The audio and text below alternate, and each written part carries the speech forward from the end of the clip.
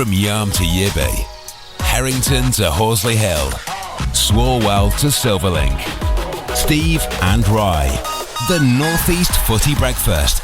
Right across the North East, the Red, the Toon and the Cat.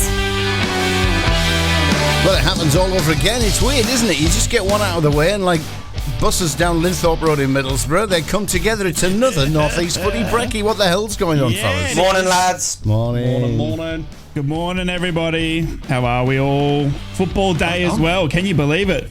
Get to watch the Boro again. We've got a bloody heat wave over here. Thanks, mate. That's all we need to know. You're as bad as a blooming Aussie. He keeps telling us. Well, mind you, the last couple of times we've checked in with him on the weather in Australia, it's been raining. What's it doing? Yeah, it has. It's actually beautiful today. 29 degrees. Not a cloud in the sky. So, God. Yeah, she's very, very hot. And in Cyprus? Down under today. Cyprus currently, obviously still quite early in the morning, at 9 o'clock in the morning, 24 degrees. That was an excuse. Going up to 33. We could read straight into that, mate. That was it. We could see the excuse being lined up before you gave us the weather forecast. It is. I'm melting here on Tyneside, lads. It's 10 degrees. A high of 12 degrees expected, a low of 8 degrees, 45% chance of rain, and I'm the one who will do the weather moving forward, I think. A more realistic kind of view on it, I think. Well, it's definitely a northeastern weather, isn't it? Yeah. Mind you, did you see has anyone been watching the Cricket World Cup? India, like they had the coverage on the other night. Just last night I was watching it, and you could not see the game because of the smog in the air. Oh, was it in Middlesbrough? Yeah, exactly. It was literally, you couldn't see the game, and the commentators were like apologising because the smog, I don't know what it was, but yeah, the intensity of it, you couldn't see the players on the pitch. It was incredible. Unbelievable. But big day for Tonali potentially today, lads. We might find out the verdict. Lots of rumours flying around the WhatsApp groups last night that potentially he's got a 12-month ban, which will be reduced to 6, which means he will miss the rest of the season.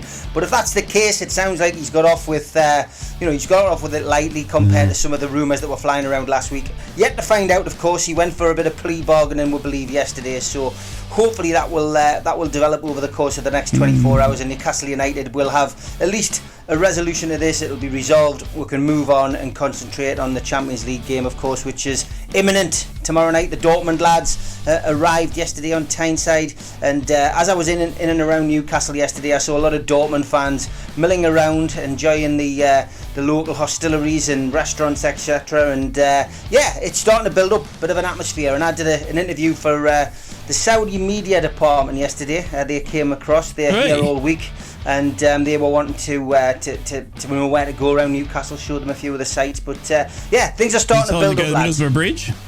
No, I didn't. Should have told him to go to the Middlesbrough Bridge. I told him to go to the Tyne Bridge because it was built by Smoggies, so there was no need for them to travel 40 miles to go and see a less superior bridge. Did you not tell them about Jackie White's Market in Sunderland? Yeah, I think they'd already been there, mate, but they got evicted. They got chucked out. They got a pink slice. Jackie White's Market, dear me, I've been there once or twice in the past. When I was a school lad, before I was easily recognisable to anybody wearing a Sunderland shirt. Well, the thing is now they've rebranded it because of the amount of French players that we've got at Sunderland. It's Jacques Blanc Marché. Unbelievable. Nice. Unbelievable. We have got a big day though, lads. It is Tuesday. We have got a lot to get through. We've obviously got the boys back in action tonight in Sunderland and Middlesbrough. Boro away to Norwich and Sunderland away to Leicester in 2 tough games for the North East. We've obviously had Michael Carrick and Mogg's press conferences from yesterday. We've got to talk about Tottenham, top of the Premier League, Big Ange. The Australian revolution that is taking over England. We've beaten you at cricket, now we're beating you at your own game in managing and football, which is incredible, lads. What's going on there? We've got to talk about as well, former Middlesbrough defender Bill Gates has passed away. He passed away yesterday at the age of 29, and his wife Judith Gates led the nationwide campaign that highlights the links between heading footballs and dementia. So we're going to get the lads' thoughts on that and heading footballs and how it can cause dementia.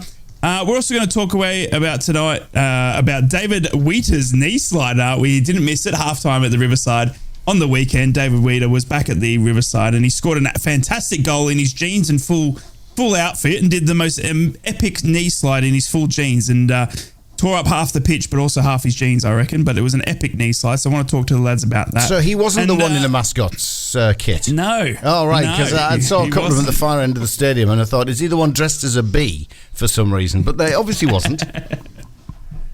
No, and he certainly wasn't, but he was there in the game talking about his new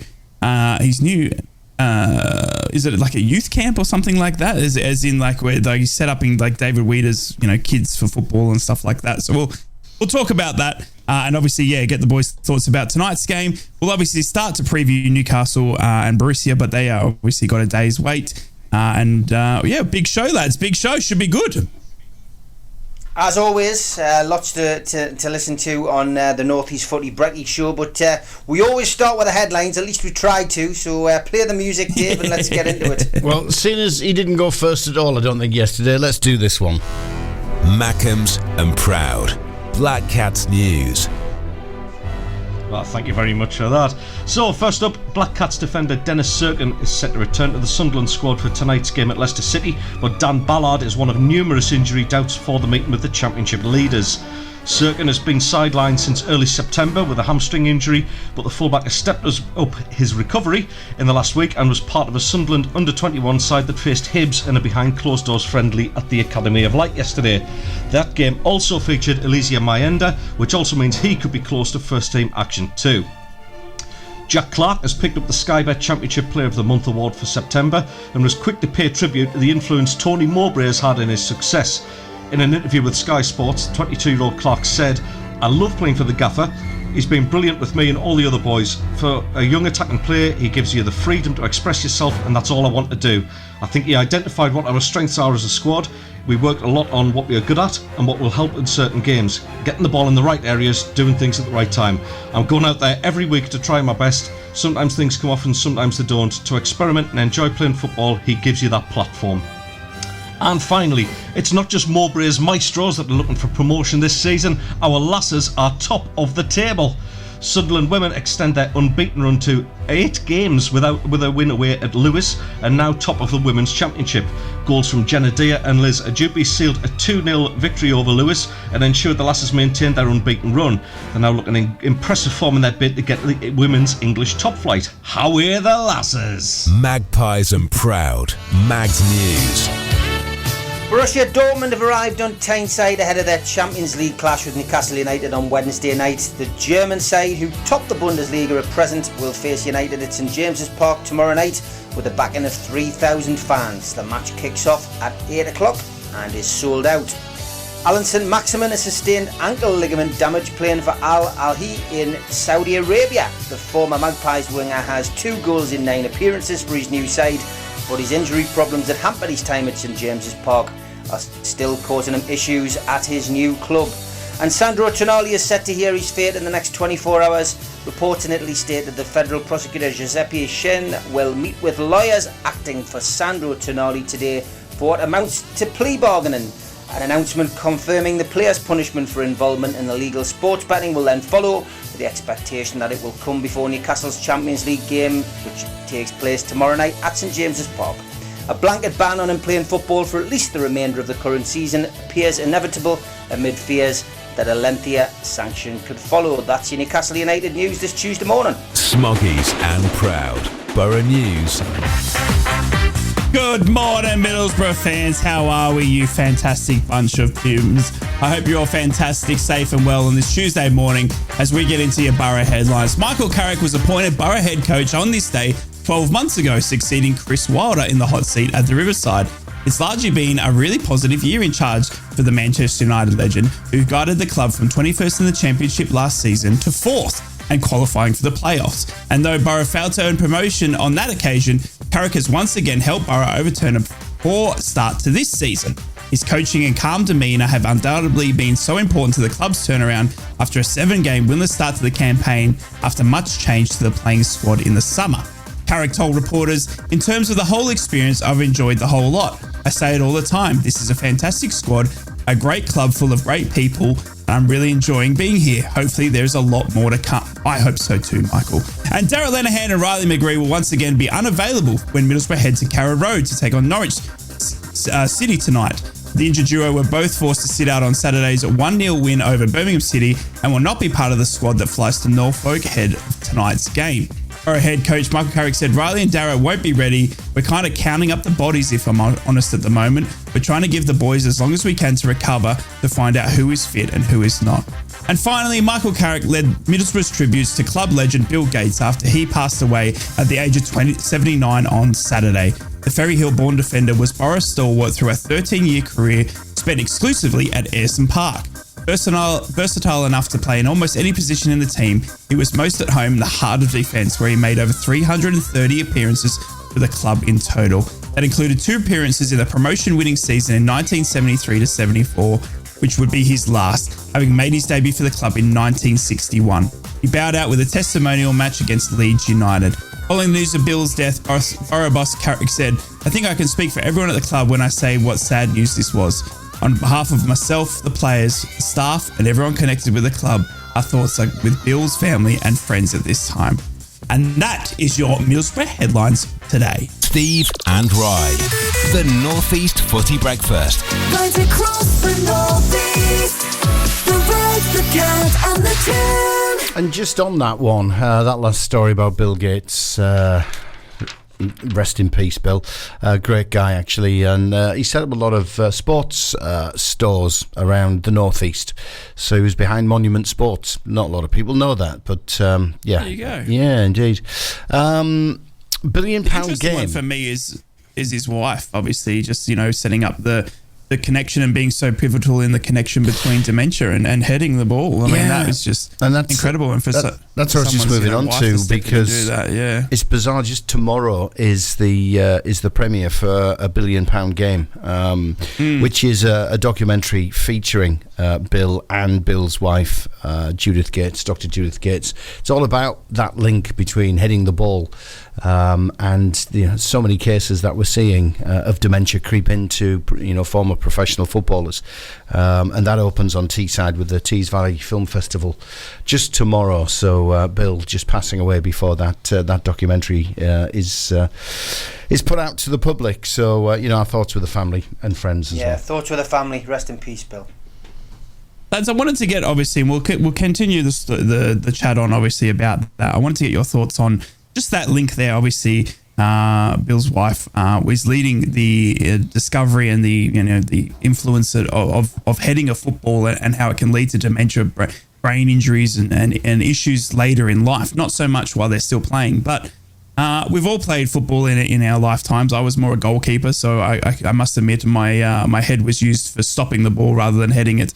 But I need to ask, as ex-footballers yourselves and during your playing days, did you ever come off a game with a headache after, or anything like that? Have you seen any link that to this, and is it something that we need to be more aware of in current day football, that we can, I don't know, look at the technology of the ball or the way the lads go about it?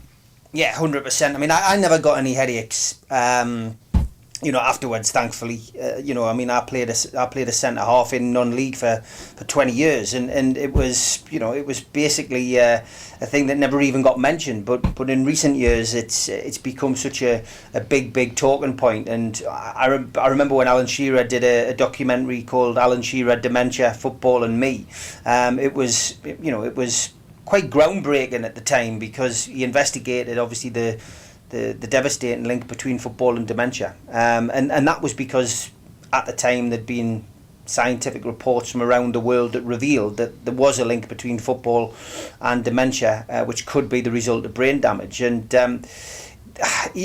it's too much of a coincidence that a lot of footballers are diagnosed with dementia, and ultimately, the science is what I guess we have to go with. And is there going to be a change? Well, I think there could be a change, and I think the change needs to go at the younger level. Certainly, I mean, as a child when you're playing football, your body is still developing, you're growing, and you know heading the ball at that age, I would imagine, is probably going to cause more damage potentially than it would when you're older and you're fully grown. So potentially, I think maybe improving the game maybe as well. I mean, improving young boys and young girls' games by keeping the ball at a certain level, not heading the ball, not encouraging to head the ball at a certain age. I say maybe could be something that could be brought in and developed. But there's no doubt, lads, in my mind, that there is a connection, and it's something which I think will the momentum is already growing. I mean, Shearer's documentary, I think, was probably 5 or 6 years ago. And ultimately, I remember him saying on that documentary that he felt that football bosses in particular had swept the claims that sport was linked to dementia under the carpet. And I think he just highlighted this, but I mean, it needed to be done because a lot of the stars of the 60s and 70s had been diagnosed with dementia and passed away. So yeah, I definitely think there's a link, lads, and I think it's quite clear there's a link, and what can be done, well, it needs to be tackled at the top level. I think what are your thoughts, the first mate? sort of the first big awareness that I had with this was Jeff Astle, who sort of people my age probably remember him more for being on fantasy football with Badil and Skinner. There's a bit of a feature on there. But yeah, I mean, Jeff died at the age of 59. I think that was back in 2002, and it was only years later. It was 12 years later when it was re-examined that it was it's a condition called CTE, which is basically linked. It's a condition that most boxers end up getting towards the end of their career or in later years. And when you think about it, the average football weighs something like 500 grams, something like that. If you're repeatedly pounding half a bag of sugar off your head continuously, week in, week out, eventually that's going to cause damage. Of course it is. The brain is essentially, it's a meaty mess that basically floats around in our skulls. I mean, in some people it floats around a lot more than others, but it's going to take that little bit of damage every time you head the ball. Now, good point that Steve raises about football with younger people. I think heading was actually outlawed with up to a certain age group. Do you know what age group, Ted? Do you know what age group? I was just about to ask you the same because I'm unsure of that. I'm desperately trying to message a pal of mine who's involved in grassroots. I think it might be. It was up to primary here in school Australia, level. It's under 12s, up to under 12. So under 13 and over in Australia here, saying is heading is allowed. But under 12s guidelines and here. Yeah. FA guidelines here. I mean, children will no longer head footballs during training. Heading guidance cover training for all age groups between under 6 and under 18. No heading in training and foundation phase aged 11 or under. That's the FA guidelines. That's from a website called First Aid for Sport. So that isn't games. So my point would be that it's outlawed in games, not training. I mean, training is one thing, but games are obviously a sustained period where someone who's playing in the back four or somebody who's playing up front could be heading the ball on a regular basis. So maybe it needs to be extended to games, lads. Yeah, I mean, there's players out there the thing is that build their careers on it, heading the ball. 100%. That is. So, you look at some of the big name central defenders, absolutely. But my concern there is if you're outlawing it from training, then those kids are not getting the opportunity to actually learn how to head the ball safely or walk safely. Yeah. At the end of the day, it should be coming off the forehead. If you're sort of getting kids who are stooping down for headers and taking blows on the top of the head in games, that's doing more harm than what it potentially could be if they were taught to do it properly. And the ball, the balls have improved. The quality, When we look at Jeff Astle, when we look at Bill Gates, what they used to head, particularly when it was wet conditions, was leather, unimaginable.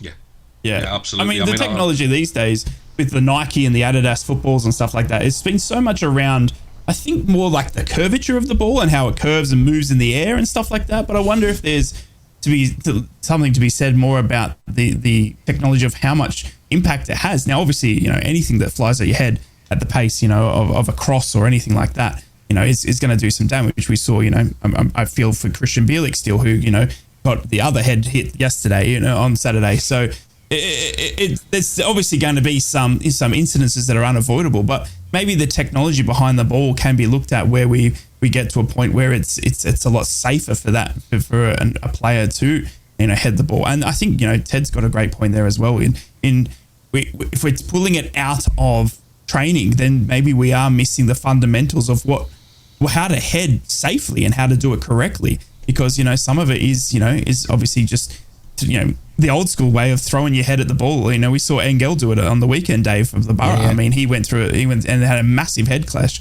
and he never took his eyes off the ball. He was just going to get to that ball one way or the other. Got his head to it, and then ended up clashing with the Birmingham bloke and had a massive head clash. So, some players just will put their body and head on the line and don't think about the consequences. But I think at some stage, these players are paid, well enough, and right now want to perform it, and won't care about their bodies. But it's not now they need to worry about. It's the 10, 15 years time that they start seeing the issues, and that's really what they need to start focusing on.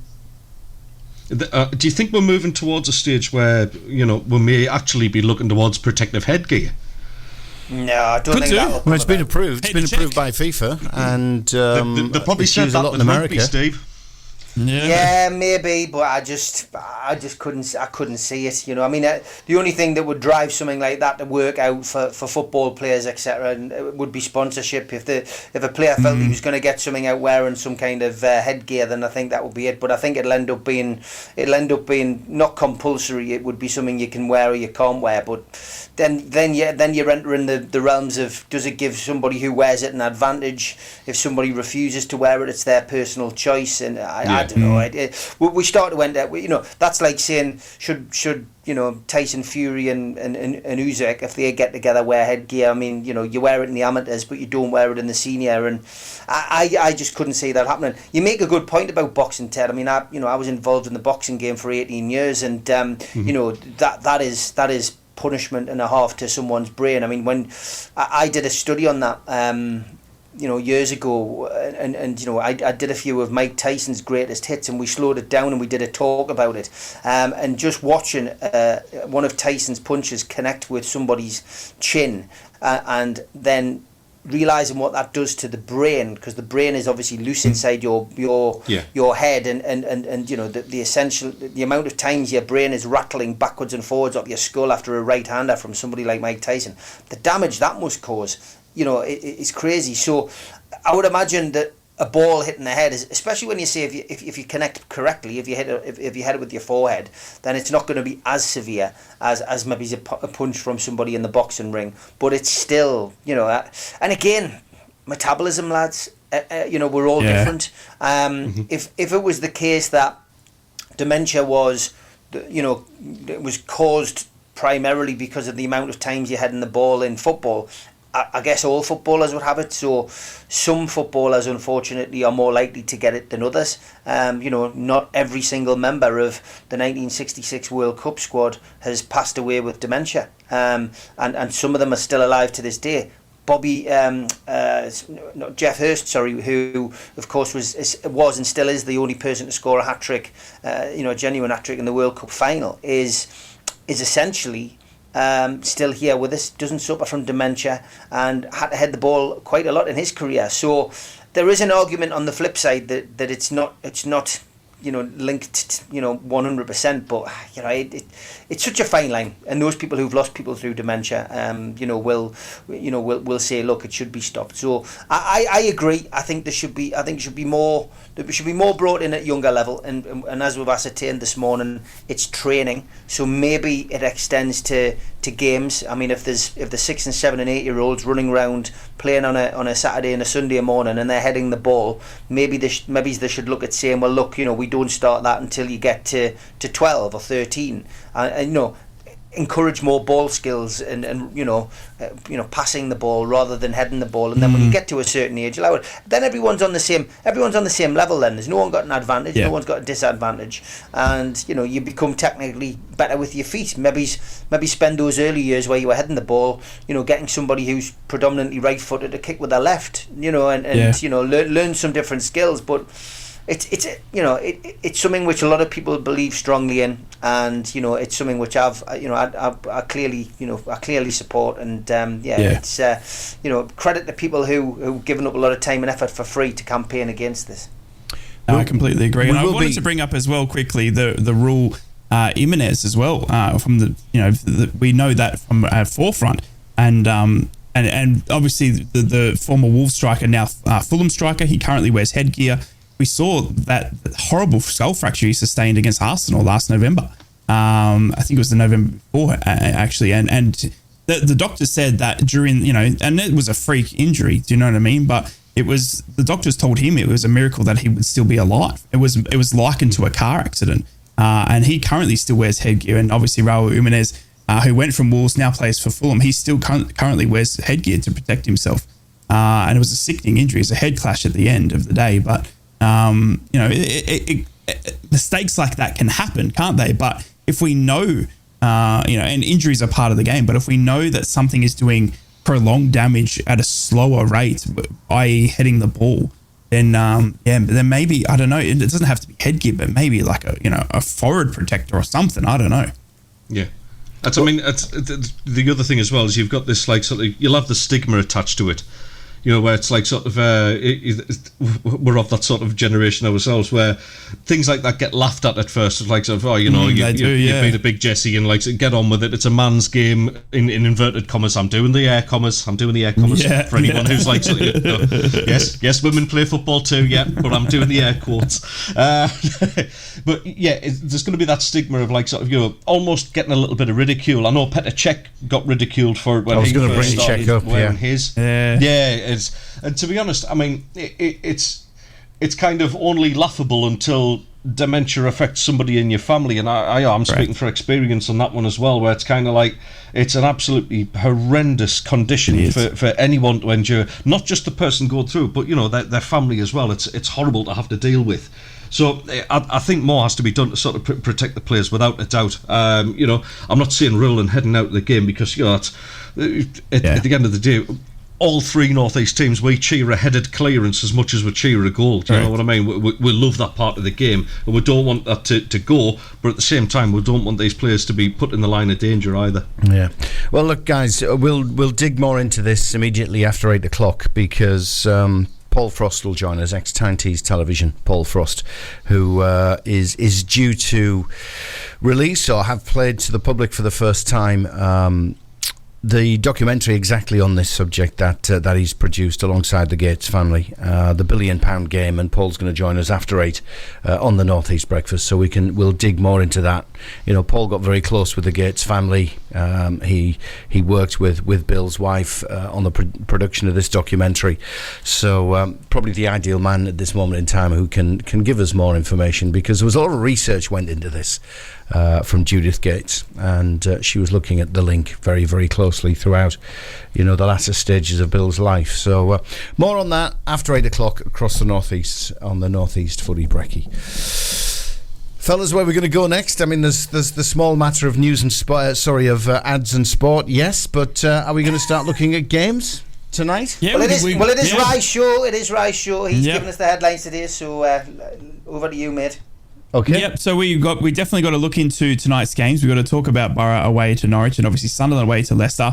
We've got a couple of interesting press conferences as well. One especially from Mogga, which Ted put out a good point that Mogga wasn't really himself. So we're going to have to deep dive into that and understand what's happening over at Sunderland. And we also need to talk about the Premier League as well. Tottenham getting another win last night. And Big Ange, the Australian takeover of the Premier League. It's just, I guess England's just better with an Aussie in it, lad. Sorry, I didn't mean to laugh. I really didn't mean to titter. I do apologise. I just, the four of us on a morning when we start chewing the fat over football, whose lips could that line have possibly come from? Yes, you're absolutely right. More after this. Steve and Rye, the Northeast Footy Breakfast. Right across the Northeast, the red, the cat and the tune. So Lewis Hamilton, boys, having his second place and his 18 points taken from him because they wore down his plank. I was shaking my head in that. Yeah, I was shaking my head at that. F1 and getting I swear they get out there with microscopes now, but what they need to be looking at is how a car like Verstappen can keep winning and no one bloody blinks an eyelid. Like, make it a more fair. You want interest in Formula One? Stop Verstappen leading the whole races every day. Is this? I know this is a football show, but hang on a second. Let's go off on yet another tangent. That's very unusual for us.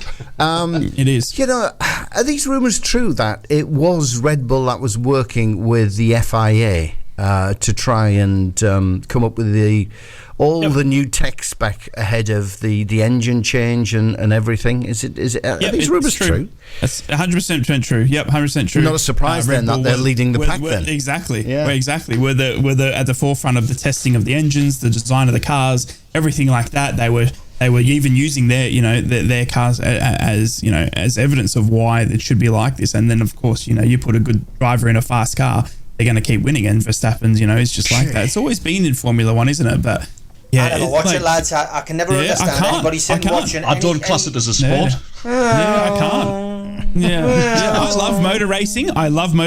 I always have. I grew up on motor racing. My dad was a massive motor car racing fan and drove a few cars in his time. And I loved it, and I love the supercars that we have here. But there's just at the moment with Formula One, which is the pinnacle of motorsport, you would argue, it is so broken at the moment that they need to just look into a more fairer system. And whether, I don't know how they do that, and I guess they don't know either because they haven't done it. But when you got Max Verstappen winning every race, it just makes it such a bore.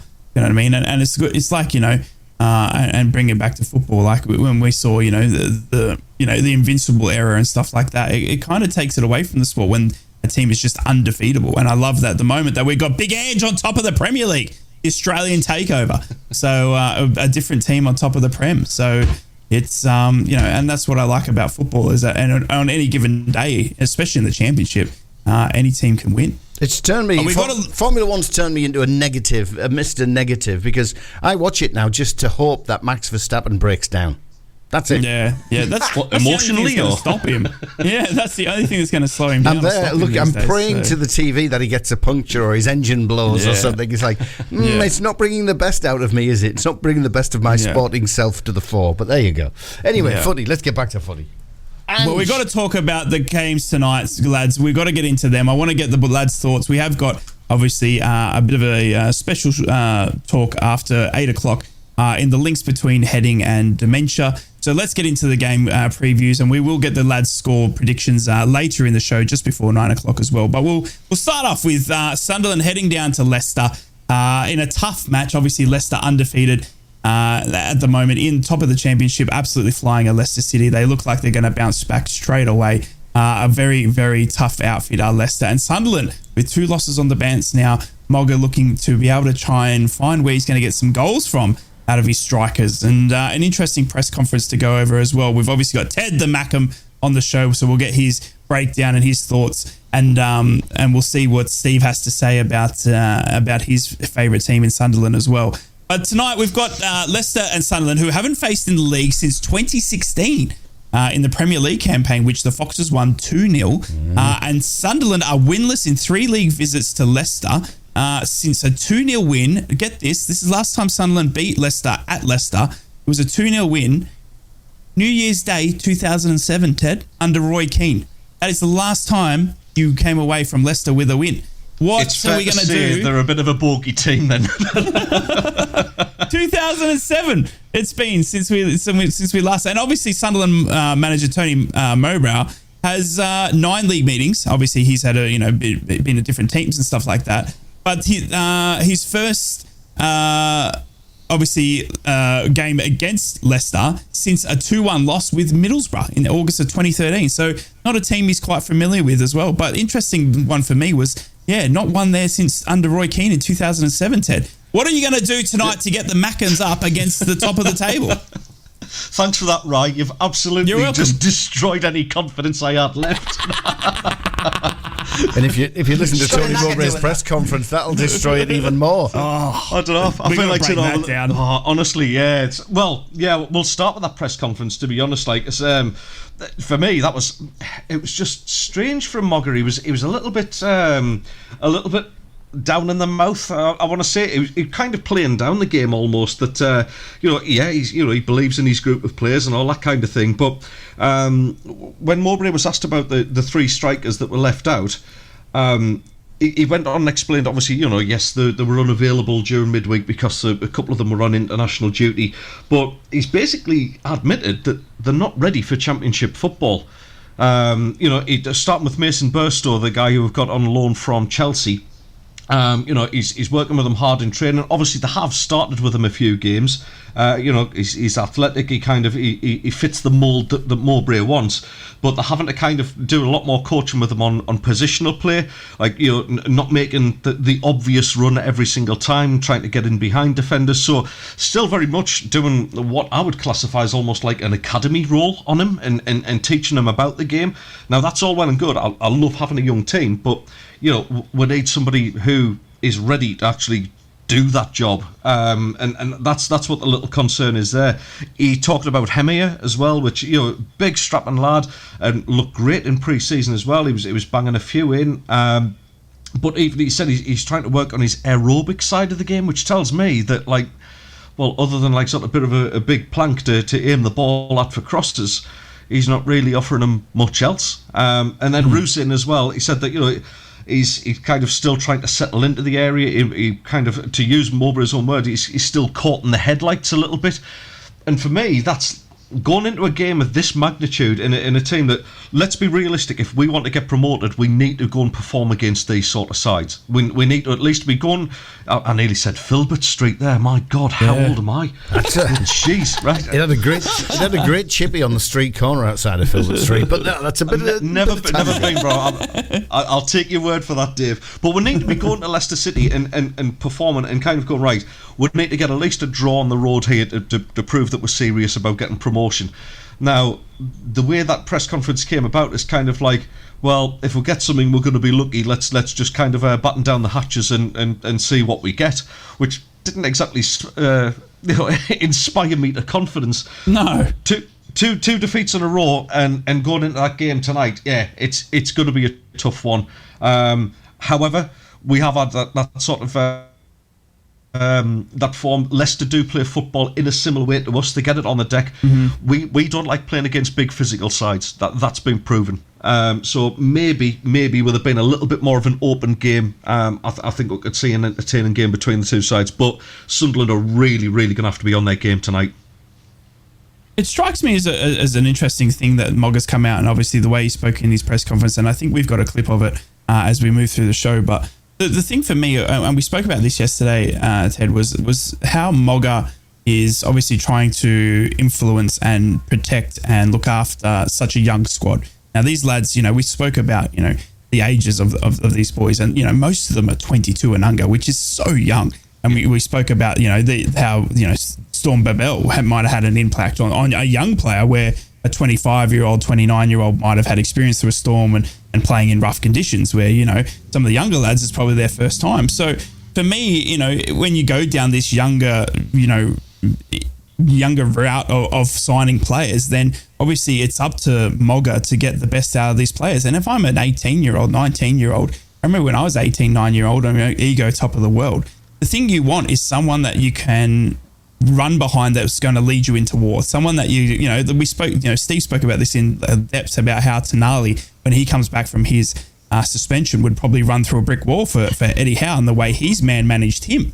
Now, I would expect that you got three failing strikers who are all very, very young, and you've got Burstow and Rusin and stuff like that, who are young lads.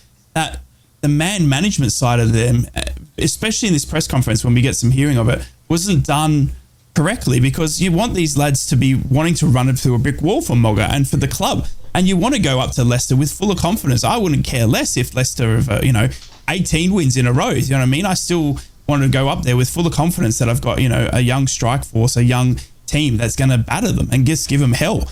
And that didn't give me any of that, and it was just strange from Mogga. I must agree with you. Once I listened to that presser after you linked it, it was exactly that. It was like he was going to go there to batten down the hatches, park the bus, and try and come away with at least a point. So yeah, it was. And that's not what Sunderland are good at either. No, I still think I think we're lacking somebody. I don't want to slam the young lads because we are a young side, and I love that. But we're playing, for me, some of the best football I've ever seen from a Sunderland team. You know, some of the way they're popping about at times is incredible. It really is.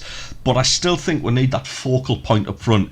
And you know, it's kind of like, dare I say his name, in the days of Shearer, you know, and Middlesbrough's had them in the likes of Viduka and people like that, where you've got that focal point. We've not had anybody since the likes of Kevin Phillips. I suppose Ross Stewart, to an extent, where you go, great, we're still guaranteed to get a goal through them, or you know, he's going to go there and he's going to batter the defence. And to me, we need somebody like I'll pluck a name off the top of my head, Kiefer Moore, let's say. Somebody like Kiefer Moore up top for in that side where he can get that sort of, those balls played to him and a bit of creativity up to him. Somebody like Kiefer Moore would score an absolute hatful in that side and would have a focal point. Because, yes, we get goals from all over the park, but that's great, but it's also a bit of a curse because when nobody does it, you're all looking around at each other kind of going, exactly. Well, who's going to score it? You don't know where it's going to come from. Steve, obviously coming under Eddie Howe's man management that you see, you know, on a daily basis, do you think Mogga's approach to top of the table clash here was wrong to say, you know, with the way he's handled 3 young players in his strike force? It's such a difficult job being a manager because the games come thick and fast in the Championship and obviously with our season now with European football, you know, you've got to get things right in the press conference, and what you say in the press conference is very important, and we discussed on here how Eddie Howe concentrates on each game, doesn't get sucked into off-field antics, whether it's Tonali's betting scandal, whether it was Lascelles being attacked in the street, whether it's Joe Linton's, you know, or Almiron's driving ban, whether it's Saudi ownership. He doesn't let that detract from the most important thing, which is football. I personally think, you know, it's all about, you know, how that person deals with things emotionally, and I think it's how he's guided by the press and PR media guy at the club. So it's a strange one. This is a big game. This is a big game for Sunderland. You know, for me personally, Leicester City will come back up. I think they could break a few records this season. They did well to keep a hold of a few key players. Obviously, they lost a couple of key players. Newcastle, of course, signing Harvey Barnes.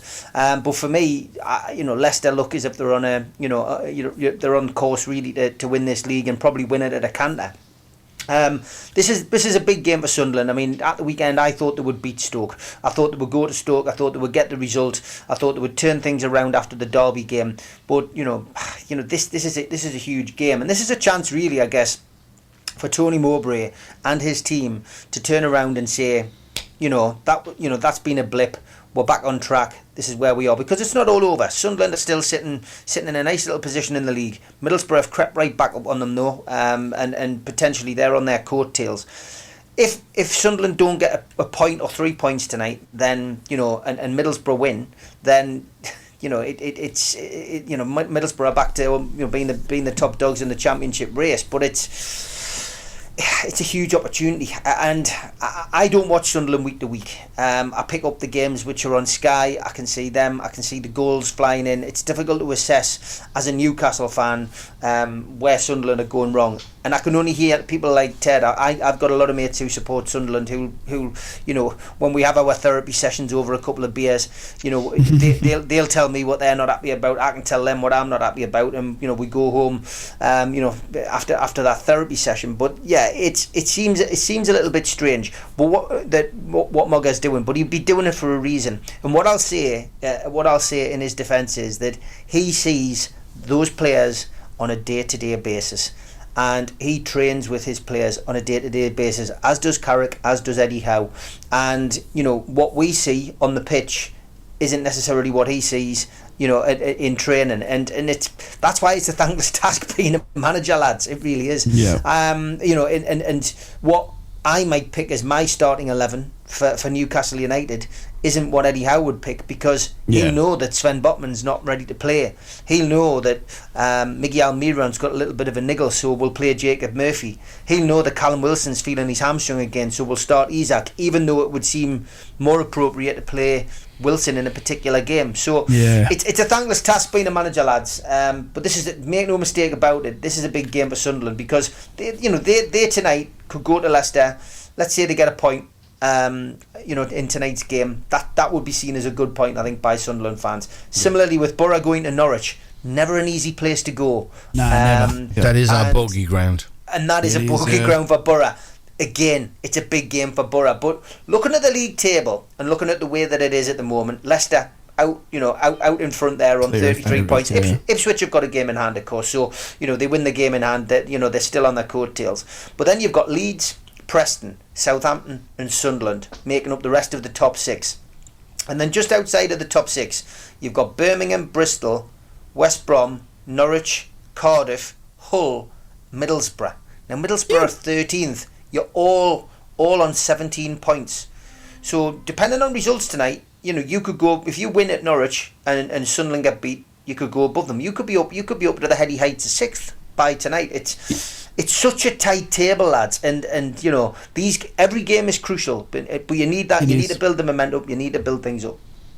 Yeah, momentum is such a key thing in Championship, and like we said, confidence, it just plays such a big part, and especially in a young squad, confidence is everything. The thing I worry about Sunderland tonight, Ted, and correct me if I'm wrong, I think Leicester are going to score. I think it's a given. I mean, let's look at their last 4 results in.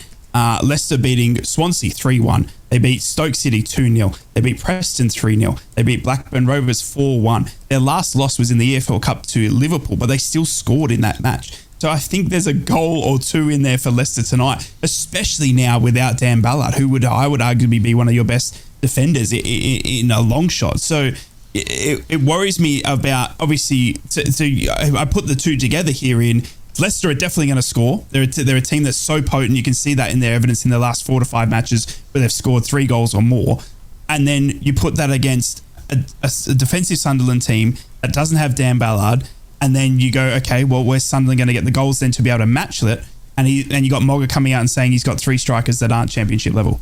So it just, if you put those ingredients together, the cake's not coming out nice. Yeah, exactly. And that's how it'll turn around. That's how it'll come out, in the Championship, because that's what can happen. But, for me, Dan Neil, he's probably a massive in. Jack Clark can do some wondrous things as well against there. Leicester City have a pretty strong, they've got a blimmin' tall defender in Harry Suter, the Aussie defender. I don't know if anyone knows him, but he's about 6'9". He plays at about 7'2". The kid is massive, and it's just Leicester, obviously, like Steve just said, I think are going to walk this league. They're going to probably break some records as well. I still think that just the approach to it was a different choice that I wouldn't have gone down. But I'm not a manager and I don't get paid the big bucks like Mogga, so. It might just be the best bit of reverse psychology ever. You know what I mean? We could be sitting here 4-0 Sunderland tomorrow going, well, we were wrong. You know what I mean? So, just like the transfer window. Do you know what I mean? At the end of I was talking to you about it yesterday, just before deadline day with Sunderland. We were sitting there going, you're getting rid of Ross Stewart. You're getting rid of Danny Bath. You're getting rid of this. You're getting rid of that. What the heck's going to happen? And then you went on that amazing run. So it's just, it's stranger things can happen in football. So, it's an interesting one. But lads, let's talk about the Borough. Obviously, we're going over to our bogey town in Norwich. Norwich coming off an interesting loss on the weekend. They were 2-0 up, lads, till about the 60th minute, and then Leeds said, "Okay, we'll start playing football now," and then put 3 goals past them and won 3-2. And it was, if you have a look, I watched back at the game. Norwich's defending. Wow. I think there's definitely, and Shane Duffy came out and said they need to stop conceding ridiculous goals if they ever want to be competitive in the Championship again. So there's some confidence issues there. The main worry for me as a Borough fan is our injuries. Obviously missing Darragh Lenihan, Riley McGree. We saw Engel with a bad head clash. We saw Tommy Smith limp off with an ankle injury. We're starting to get into those, oh my goodness, who's going to fill these spots as these boys keep going down? But that's the life of a Championship.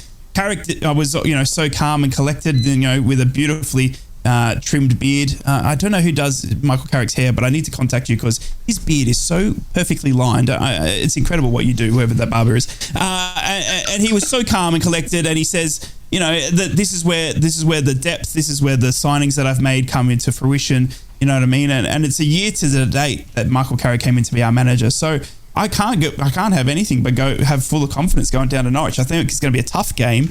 And obviously, if we see what we saw on the weekend against Birmingham, Middlesbrough can dig in and get it out. I think we're going to see a pretty confident same lineup. Michael Carrick is someone about consistency going down to Norwich. But, I think there's goals in this one. I think you've got a sloppy defence in Norwich. I think they've got such a potent attack, that's going to test Paddy McNair and Dale Fry, you'd think, lining up. And obviously, Senny Dieng, who's, in the amazing form in goals. And can Middlesbrough sort of, come back from that? We saw Josh Coburn miss a fair few chances on the weekend, lads, as well. He really should have had the Boro up at least 2-3-0. He's got some massive criticism on social media as young Joshy Coburn. Do we see Latte Lath come in and stuff like that? But it's a tantalising fixture. We saw Riley McGree score an absolute worldie there last season. Akpom destroyed them as well, but unfortunately no longer with us. But... Dave, what are you thinking? You thinking we can get something from this? Oh, God, please, no. I just don't like Norwich. I've been there so many times. I've been to Carrow Road so many times and been disappointed on the journey back because it isn't a happy hunting ground. But though, let me be Mr. And I feel there'll be a bit of a sting from coming from that Leeds result from a Norwich side. So I think it's going to be really tough. At best, I see us drawing the game. I'd love to say the heart's telling me we're going to win 2-0, but when has your heart ever really come out with the truth?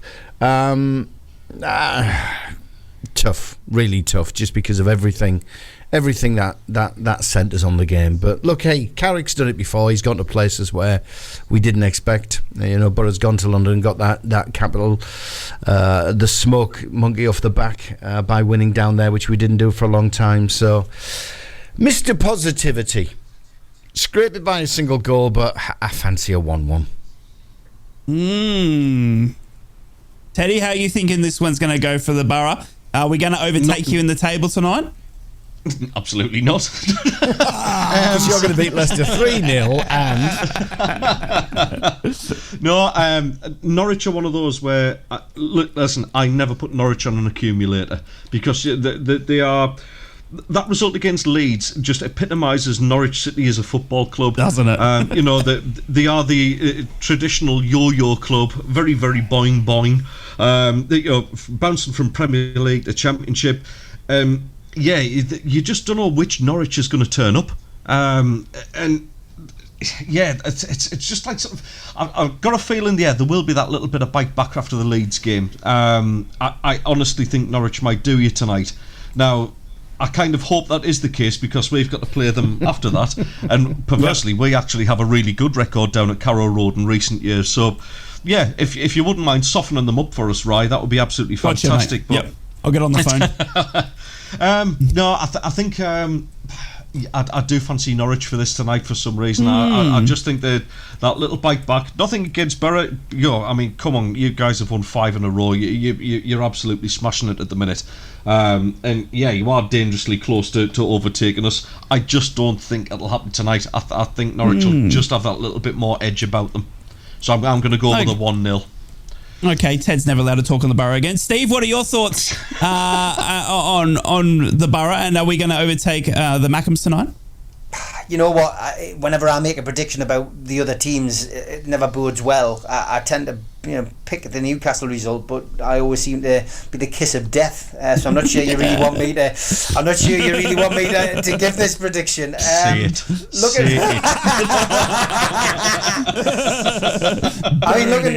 Looking at the last few games, Norwich lost against Swansea City 2-1 away. They've drawn 1-1 against Coventry. Then they've lost 3-2 against Leeds. The Borough have got a nice little run of green wins alongside them. Yeah, we do. Birmingham, Sunderland, Cardiff. No mugs in amongst that lot, let's face it. Again, looking at the league table, and it's early days still in the Championship. Norwich on 17 points, Borough on 17 points. Goal difference is pretty much on the bye as well. You're looking at it and thinking this has got a draw all over it. So I am going to go for goals in the game. I'm going to say 2-2 tonight. Ooh.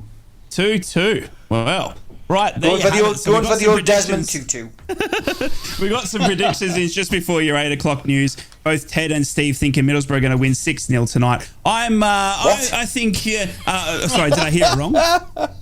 Sorry, I must have heard it wrong. I'm sorry. It's a bad connection down here to Australia. I'm pretty sure they both said 6-0. I'm going for a cheeky 2-1 victory to the Boro tonight. Oh, no. I do think it's going to be a tough game. I do think it's going to be, test the boys and obviously push us in terms of squad depth as well. I'd like to see.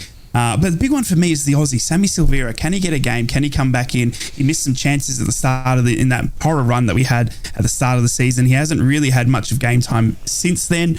Can we see Sammy Silvera come in and take that spot for his own? It looks like Riley McGree's going to be out on that left-hand side for a while. What's happening with Darragh Lenihan at the back as well? You'd want to see young Vandenberg maybe step up now. So, there are some questions around that for me, but I'm confident that we can still get it done because of the way Carrick has got us playing, the way we are defending Seni Dieng and everything like that. We have honestly changed the turn of page here. People are still, that first little run has really, torn people on where Middlesbrough are going to finish and how we're doing. But honestly, before the start of the season, Middlesbrough were tipped to be promoted. We finished in the playoffs last season. We have honestly turned the biggest corner I've ever seen, and Carrick has got us absolutely firing. And no team in the championship scares me at the moment. I just think we're just that full of confidence. Obviously, it's going to burst at some point. There's going to be a team that'll absolutely do us in, and it could be the Leicesters, the Ipswiches, and stuff like that. But I just at the moment feel that the way we're going at the moment, it's Norwich are there for the taking. As we saw what Leeds did on the weekend. But we're closing on the 8 a.m. news. We're going to come back after the break. Now, I've got to pick you up on something. Normally when you ask when you get asked how will the Boro do, it's like 4-0, 6-0. we're gonna annihilate them. 2-1. What's going on, right? 2-1. He's rattled. Look, He's rattled. It's not. It's the injuries. That's what's scaring me. You're being sensible now. Is that what you mean? Yeah. Well, it's when the calm Carrick with his perfectly trimmed beard says, I'm everyone's walking on eggshells at the moment to see who's going to be fit. Like, I'm now sitting there with him going, 1, where's your barber, and 2. Who's going to line up for us tonight? So it's that's why. But I still think we're going to get it done. And you're absolutely right. What a silly comment from me. Thank you for holding me accountable. Boro going to win this 4-0. That's more like a rhyme if we become used to. Get in. All right, it is 8 o'clock. It's the North East Footy Breakfast right across the North East on the Cap, the Red and the Toon. Going to be joined by Paul Frost of Tyne Tees television fame. Do you remember him with another finely coiffed beard? Beautiful beard, yeah. Yes, he did, yes. Paul's going to join us. We're going to be talking more about this link, of course, between heading the ball and this possible link between heading the ball and Alzheimer's and the amount of former footballers that we're seeing diagnosed with this, following on, of course, from the loss over the weekend of Bill Gates, the former Boro player. So we'll do that after the news, which is coming up next. Yeah, it's flown by. I think it has gone. That was Michael Carrick. He shouldn't have been there. I hear him. Yes. I hear him. Yes. I'm scratching my beard. We're talking thinking, beards. well, can I get the lines like him? And I hear him in my head. Well, it just makes you feel warmer, doesn't it? Don Henley, The Boys of Summer. What a cracking song. We need that. Dedicated to me and Rye. Yeah, indeed. Exactly. Indeed. Yeah. Right, well, I've got some really bad news for you fellas, because, we were talking about Paul Frost a little earlier, who joins us now. Morning, Paul. How are you, my friend? Good morning. I'm fine, thank you. Good morning. And one of our boys goes, is that the Paul Frost from Tyne Tees television? With the Legend. perfectly coiffed beard. Absolute legend. Well, he must have a black and white television. He was the thinking man's Mike Neville. What an introduction the beard is. The beard's gone. There you go. No longer bearded. No.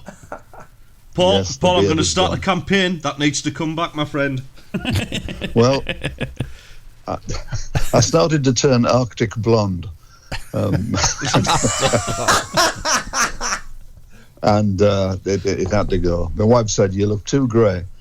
Sorry, Arctic blonde. Get that facial. I've still got the tash, of course. Good, at least some of the It's the facial salt and hairs. pepper there. look, Paul. It's the salt and pepper look. It's all in. If it's good enough for George Clooney, it's good enough for us. Right, I'll grow it back for you. It's great to have you on, Paul. Thank you. And I suppose it's a much more solemn note as well, obviously, with the passing of Bill over the weekend. But the £1 billion game is something you've been working on for quite some time alongside the Gates family, and it gets an airing this week. Is it its premiere this week at the Tees Valley Film Festival? But we've been talking this morning about the link between heading a ball and dementia. I mean, you're the man who spent a lot of time looking at this now. I mean, first and foremost, yes. your thoughts on Bill and the passing of Bill? Very sad, very sad. I played football with Bill. We played at Feetham's, and I remember his magnificent defence because Malcolm MacDonald, Super Mac, was playing against us, and Willie Madron, who of course died from brain-related disease, motor neuron disease, and Bill were in front of me. They were the defence, and as Super Mac was charging down, those guys sort of mastered the defence. We did play football together, but watching his demise, from when we started the film, Bill was able to walk around his garden with his wife, and they were watering plants, and obviously he'd been suffering from degenerative brain disease for some time, but he was enjoying being in the sunshine, watering the plants, and he was aware of what was going on. And as the film ended, he was unable to talk. His eyes were shut most of the day. He was in a wheelchair, and he was in a home. It was very sad to watch that decline, but I only watched it over a period of months. The family put up with what was happening to him for 12 years. Mm.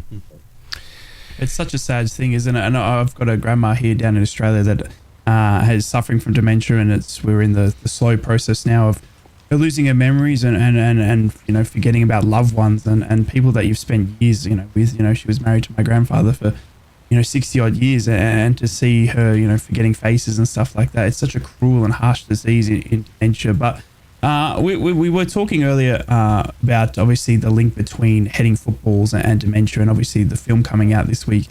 Is it something that where the science now has just become so undeniably proven that the links between playing football as a professional throughout your life is obviously giving brain related injuries later in life? Yes, it is a medical fact.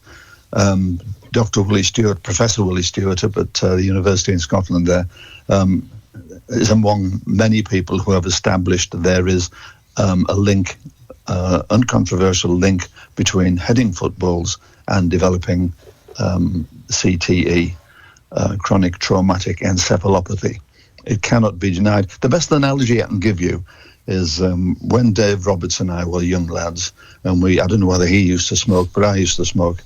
And people would say, you smoke, you'll get cancer. And we would say, no, that's ridiculous. That's never been proved.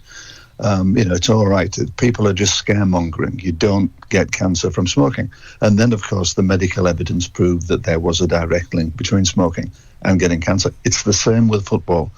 People have been saying, if you head footballs, you can develop brain disease, you can develop dementia, and people dismissed it. Now, that's rubbish. There's no medical evidence. Now there is medical evidence. There is no denying it. And the object of Judith Gates' charity, Head Safe Football, is to raise awareness. She's not calling for football to ban heading, nothing like that, but she's wanting to raise awareness of the dangers. So there is proof. It is there. Tell us about the film, Paul. What are people going to see? Well, when Bill developed, when Bill was diagnosed with CTE, he got his family together and made them promise that they would do everything in their power to make sure that today's generation of footballers and tomorrow's generation of footballers didn't develop degenerative brain disease and end up with dementia. And he wanted them to do everything that they could possibly do to reduce the risks. So that's where we picked the story up. We went to Bill's lovely home in Castle Eden in County Durham, and I started to talk to Judith, and she told me the story of how their marriage had developed. The interesting fact is that Bill Gates began playing football in the cobbled back street of Ferry Hill. And he and Judith met when they were very young. And at the age of 15, Judith was pregnant. They were married at the age of 16. And you can imagine the doorstep gossips in the terraced houses of Ferry Hill. What's going to happen to them now, pregnant at 16, married? Well, what happened to them was Judith became Dr. Judith Gates, and she was a visiting professor at Harvard University. Bill Gates became a qualified accountant and went on to play for Boro. And when the headaches, the migraines became too much, he stopped playing. And he used his business acumen to open a chain of sports shops. And he realized that there was a link between fashion and sportswear. It hadn't been established until then. If people went round in trainers, they were stared at. But Bill realized there was this fashion, and he built up the chain of Monument Sports Shop. And eventually he sold them, and they had a home in Grand Cayman, they had a home in Florida, and this beautiful home in County Durham. So much for the doorstep gossips who'd written them off. So it's a remarkable story, and as I was talking to Judith, this story emerged.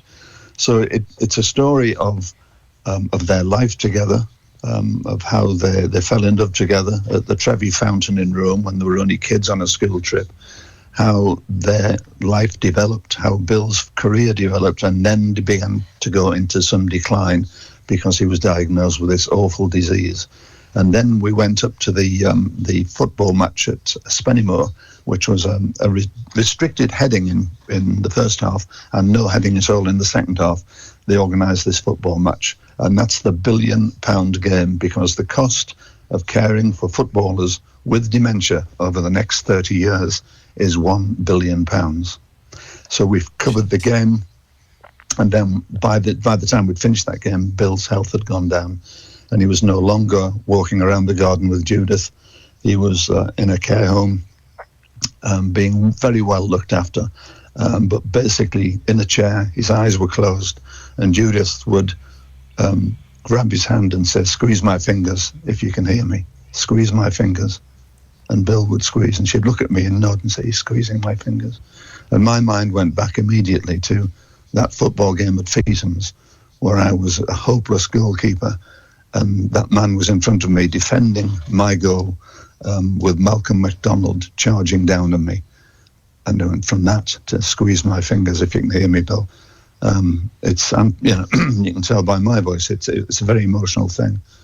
Paul, it's Steve Wraith here. This is something which is really, really important. We've been discussing it this morning. It's great to have you on as a guest.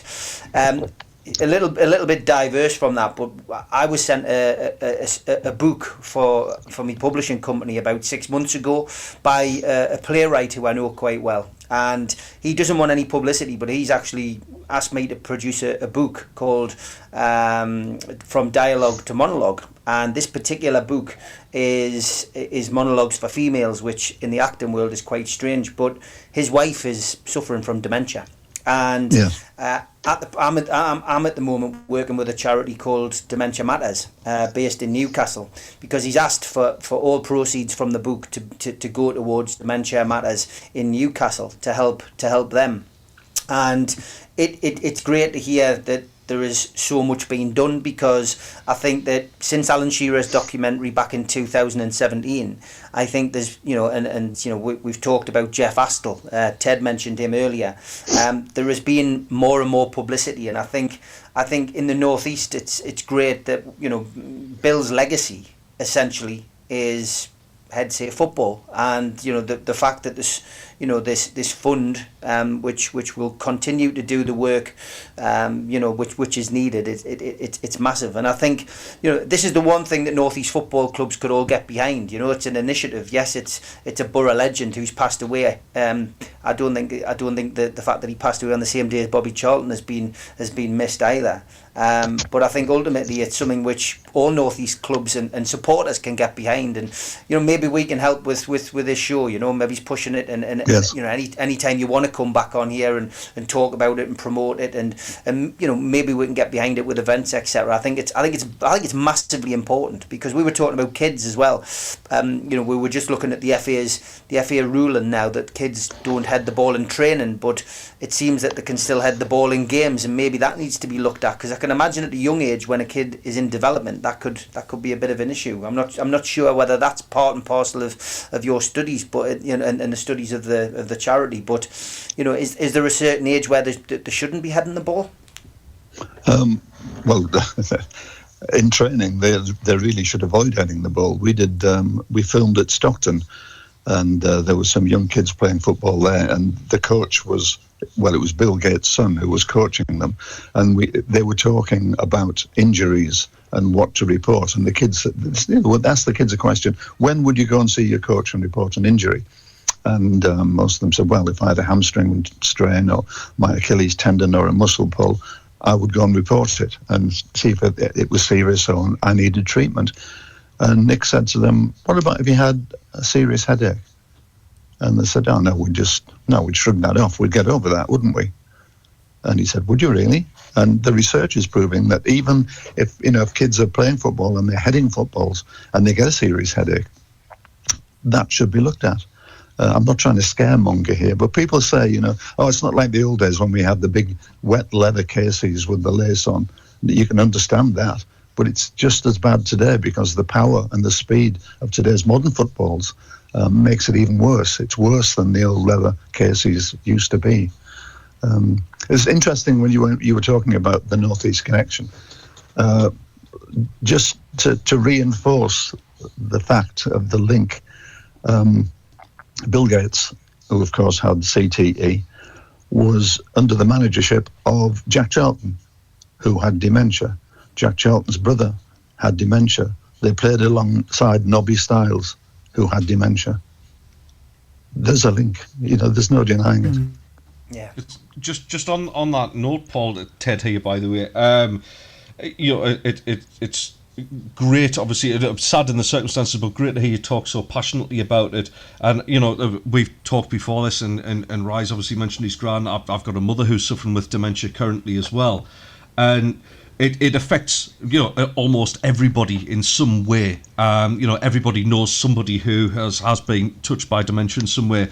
But do you feel that football authorities are either ignoring this or still treating it as a little bit of scaremongering? Do you think football's doing enough to help? Football has recently set up a fund of £1 million to help families of footballers who are suffering from dementia. And it's not just the football stars, it's not the glamour leagues, etc. There's a lot of Northern League lads out there who are suffering from dementia from their playing careers. So football, the authorities, the governing bodies and the PFA are beginning to realise that action needs to be taken. And we are hoping that this £1 million fund that they've set up is only a first step towards a lot more, because, as we say in the documentary, £1 billion is needed over the next 30 years. So, yes, the message is getting home. I was watching BBC Breakfast this morning, and Judith was on there this morning. She was on Look North last night, Tyne's television, BBC. Sorry, I'm talking about your opposition here, but the word is spreading. The word is getting out there. When the charity was launched, we had Hayley McQueen come up to. We went back to that very cobbled back street in Ferry Hill, where Bill first kicked a football around. And we got a 9-foot inflatable elephant, because dementia is the elephant in the room, because people didn't tend to talk about it, but they do now. And Hayley McQueen, whose dad, Gordon McQueen, died from dementia, was there talking about it as well. So the word is spreading. The word is spreading in the media as well. And I say we because I'm now quite actively involved in Head Safe Football, are getting more coverage and more prominence. Well, it's brilliant that that's happening. It's sad it has to, but it's brilliant that prominence is there, Paul. What's next? What's next for Head Safe Football? Are there any particular hurdles you're looking to jump to really move on with the message? The next hurdle we are trying to achieve is to make a series of training documentaries training films, not documentaries really, which will be accessible to all. And Judith is badgering the PFA, she's badgering the Premier League, the Football League, to say, look, we need to move on this now. We are ready. We're ready to go ahead with training films. And basically, it would be accessible to families, coaches, children, all the glamour clubs, if you like, the Northern League clubs, everything. They could look at this and see what the dangers are, and they could see how it could be prevented. But of course, that costs money. And at the moment, I'd say football has been spending what it has in the coffers. But Judith is concentrating on raising more money. We're even thinking of having a business premiere of the film. Hopefully, it would be at maybe the Riverside. We're going to try and talk to Steve Gibson about that. But that should raise some funds. But basically, we want to lobby the football's governing bodies to come up with some cash to pay for a training film, which might help. And Judith would say, if she was here now, if it can help anybody avoid what Bill's gone through, it'd be worth every penny. Well, we wish you well. Absolutely, we do. And, I know we get out to the wider football community. We're here. If there's any messaging that needs doing, if there's any help we can give, certainly feel free to use us in that way. The premiere's tomorrow at the Ark in Stockton, is that right? Yes, it kicks off at 11 o'clock in the morning. Tickets are free. Judith will be opening it. I can't be there, unfortunately. I would have loved to have been there, but I can't, because a family wedding has been in the diary long before I heard about the International Film Festival. But Judith's going to be there with her son Nick. They will be introducing the film. It's 45 minutes, so it's not taking a huge chunk out of anybody's day, but it's well worth going along to support. The Ark in Stockton, 11 o'clock tomorrow morning. Brilliant stuff. Appreciate your time, Paul. Will it be available after that, Paul? Sorry? Will it be available to download and view online or anything like that after the festival? Yes, I'll be putting links on Facebook and social media so people can have a look at it. It's already on Facebook, on YouTube, but it's a private link. But we'll make it public once the premiere is out the way. Great stuff. Let us have that link, and we'll certainly get that circulated as well. Marvellous. Thank you. Paul, thanks for your time this morning, my friend. You're very welcome. Cheers. Paul Frost, former Times television icon, and now a guy who spends an awful lot of time looking at $1 billion game. £1 billion pounds. Incredible. Incredible that's what they're expecting that it's going to cost to get footballers, back on track after. Like, it's incredible, and how, wow. I was just in shock when I heard that, and obviously, Ted and I obviously been linked with dementia in family circumstances and stuff like that.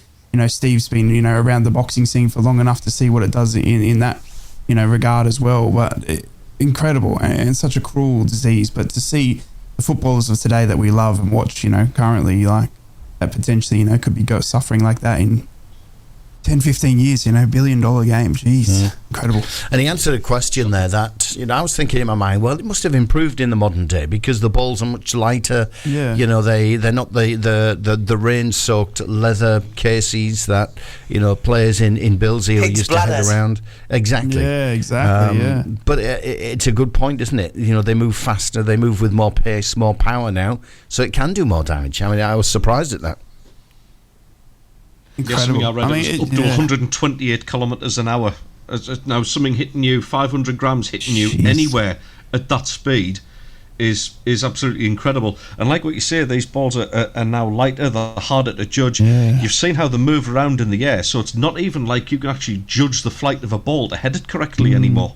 And some of these boys are getting, they're jumping higher than ever to get up to these headers, you know what I mean? And with the neck strength and everything like that, it must be such a force, when you do get, and some of these lads, pride themselves on, on heading, I mean, I look at Peter Crouch and all that back in the day, I mean, it was nothing, but, a heading game. And, we look at, even at our club, Dale Fry and Matty Crooks, both, the tall lads, always getting up there. Just, that number blew my mind. And thank you so much for coming on the show and talking to us about it. And, look, if we can do anything as a breakfast show and to make awareness and and help, then of course, because it's blown me away of how much it is affecting footballers and how much it's affecting people later in life.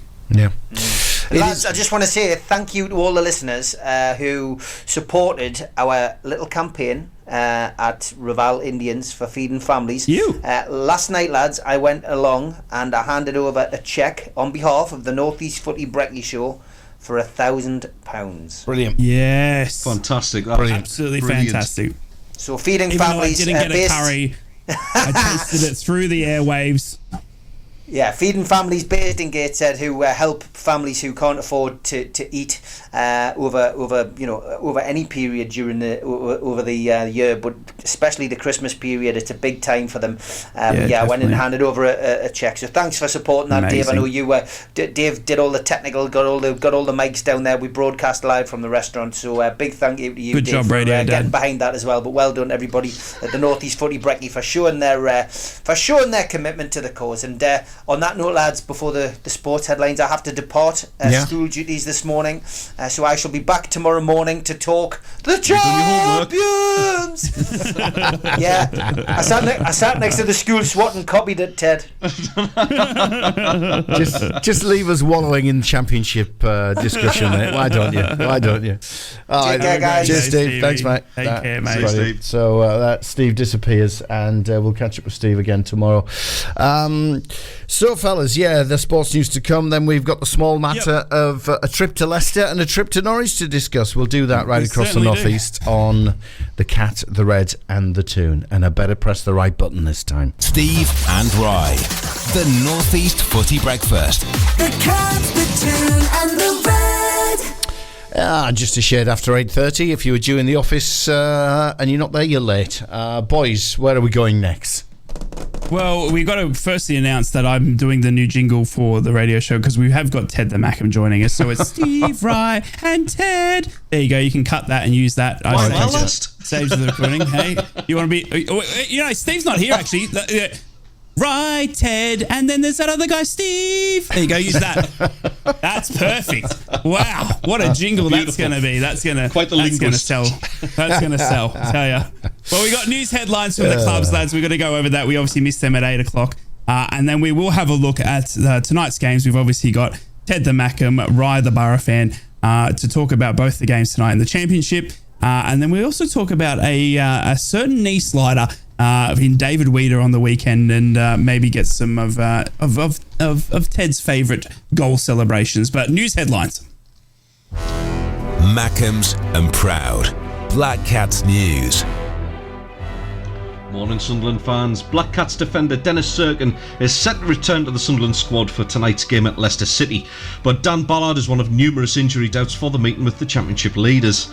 Serkin has been sidelined since early September with a hamstring injury, but the fullback has stepped up his recovery in the last week and was part of a Sunderland under-21 side that faced Hibs in a behind-closed-doors friendly at the Academy of Light yesterday. That game also featured Elysia Mayenda, which also means he could be close to first-team action too. Jack Clark has picked up the Sky Bet Championship Player of the Month award for September and was quick to pay tribute to the influence Tony Mowbray has had in his success. In an interview with Sky Sports, 22-year-old Clark said, "I love playing for the gaffer. He's been brilliant with me and all the other boys. For a young attacking player, he gives you the freedom to express yourself, and that's all I want to do. I think he identified what our strengths are as a squad. We worked on a lot of what we are good at and what will help in certain games. Getting the ball in the right areas, doing the right things at the right time. I'm going out there every week and trying my best. Sometimes things come off and sometimes they don't. To experiment and enjoy playing football, and he gives you that platform." And finally, it's not just Mowbray's maestros that are looking for promotion this season. Our lasses are top of the table. Sunderland women extended their unbeaten run to 8 games with a win away at Lewis, and now the top of the Women's Championship. Goals from Jenna Deer and Liz Ajubi sealed a 2-0 victory over Lewis and ensured the lasses maintained their unbeaten run. They're now looking in impressive form in their bid to get into the women's English top flight. How are the lasses? Smoggies and Proud. Boro News. Good morning, Boro fans. How are we, you fantastic human beings? Hope you're all fantastic, safe and well. as we head to take on the Canaries tonight. Michael Carrick as well was appointed Boro head coach on this day 12 months ago, succeeding Chris Wilder in the hot seat at the Riverside. It's largely been a really positive year in charge for the Manchester United legend, who has guided the club from 21st in the Championship last season to 4th and qualifying us for the playoffs. And though Boro failed to earn promotion on that occasion, Carrick has once again helped Boro overturn a poor start to the season. His coaching and calm demeanour have undoubtedly been so important in the club's turnaround after a 7-game winless start to this campaign after much change to the playing squad in the summer. Carrick told reporters yesterday, "In terms of the whole experience, I've enjoyed the whole lot. I say it all the time. This is a fantastic squad, a great club full of great people, and I'm really enjoying it here. Hopefully there's a lot more to come, and I especially love that Ryan, that Aussie guy." He didn't say that, I added that part on. And Darragh Lenihan and Riley McGree will again be unavailable when Middlesbrough head to Carrow Road to take on Norwich City tonight as well. Unfortunately, the injured duo were both forced to sit out Saturday's 1-0 win over Birmingham City and still will not be part of the squad that flies to Norfolk ahead of tonight's game. Boro head coach Michael Carrick said that Riley and Darragh won't be ready. We're kind of counting up the bodies, if I'm honest, at the moment. We're trying to give the boys as long as we can to recover and find out who is fit and who's not, leaving squad selection to the last minute. And finally, Michael Carrick also led Middlesbrough's tributes to club legend Bill Gates after he passed away at the age of 79 on Saturday. The Ferry Hill-born defender was a Boro stalwart through a 13-year career spent exclusively at Ayresome Park. Versatile enough to play in almost any position in the team, he was most at home at the heart of defence, and he made over 330 appearances for the club in total. That included 2 appearances during a promotion-winning season of 1973-74, which would be his last. Having made his debut for the club in 1961, he bowed out with a testimonial match against Leeds United. Following the news of Bill's death, Boro boss Carrick said, "I think we can speak for everyone at the club when I say it's what sad news this was. On behalf of myself, the players, the staff, and everyone connected with our club, our thoughts are with Bill's family and friends at this time." That is your Boro headlines. Magpies and proud. Mags News. Well, Borussia Dortmund have arrived on Tyneside ahead of their Champions League clash with Newcastle United on Wednesday night. The German side, who top the Bundesliga at present, will face United at St James's Park tomorrow with the backing of 3,000 fans. The match kicks off at 8 p.m. and is sold out.